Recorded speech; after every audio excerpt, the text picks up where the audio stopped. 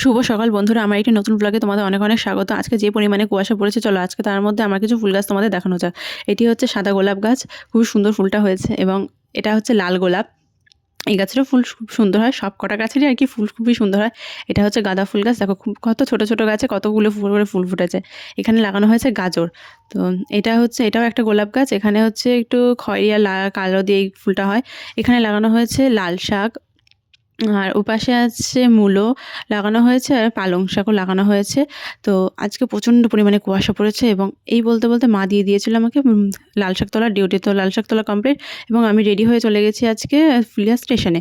তো আমাদের ছিল আজকে পিকনিক। তো পিকনিক স্পটে যাওয়ার সময় আমরা যাচ্ছিলাম। তো এটা হচ্ছে আমাদের পিকনিক স্পট। তো আমরা ফাইনালি আমাদের স্পটে পৌঁছে গেছি।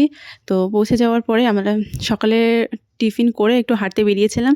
তো হাঁটতে বেরিয়ে হঠাৎ করে কী করে একটা প্ল্যান হয়ে গেল, আমরা যাব কালনার ১০৮টি শিব মন্দির ঘুরতে। যেমন কথা তেমন কাজ, আমরা বেরিয়ে পড়েছি নৃসিংহপুর ফেরিঘাটের দিকে। তো যাওয়ার সময় এত সুন্দর একটা শ্রী চৈতন্যদেবের মূর্তি দেখতে পেলাম, জাস্ট অসাধারণ লাগছিল।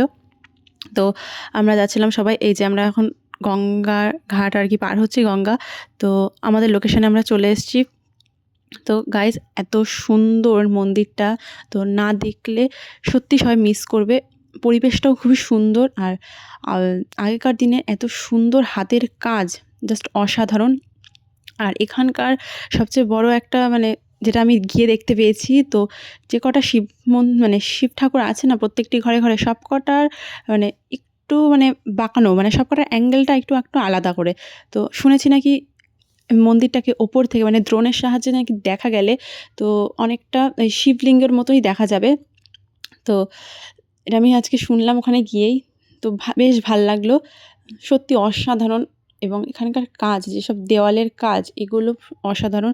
তো না দেখলে বিশ্বাস করা সত্যিই কঠিন। তো এরপর আমরা পুরো মন্দিরটা ভালোভাবে ঘুরে দেখলাম আস্তে আস্তে। তো যতটা পেরেছি তোমাদের সাথে শেয়ার করার চেষ্টা করেছি।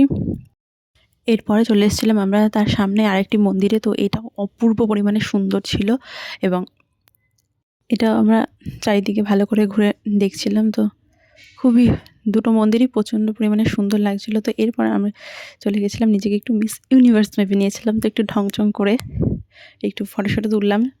তো এরপর আমরা কালনা ফেরিঘাট হয়ে আবার চলে আসলাম নিজেদের পিকনিক স্পটে। তো এখানে সবাই কফি খাচ্ছিল, এবং এরপর চলছিল আমাদের দুপুরের খাওয়া দাওয়া। তো দুপুরের খাওয়া দাওয়া শেষ করে আমরা চলে আসলাম নিজের বাড়ি। তো আজকের ব্লগটা কেমন লাগলো অবশ্যই কমেন্ট করে জানিও। ভালো লাগলে একটা সাবস্ক্রাইব করে দিয়েছো।